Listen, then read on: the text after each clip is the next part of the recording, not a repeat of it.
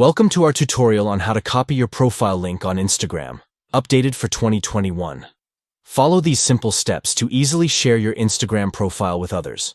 First, open the Instagram app on your Android device. Once you're logged in, tap on your profile picture located at the bottom right corner of the screen. This will take you to your profile page. Next, tap on the three dots in the top right corner of the screen to open the options menu. From there, select the Share Profile option. This will open a menu with different sharing options. Now, tap on the Copy Link option. This will automatically copy your profile link to your device's clipboard, allowing you to easily paste and share it with friends, family, or on other social media platforms. And there you have it.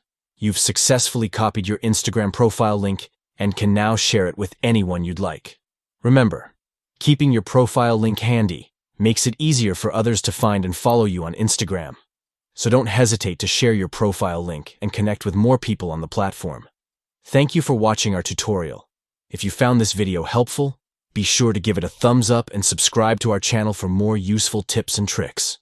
Until next time, happy sharing on Instagram.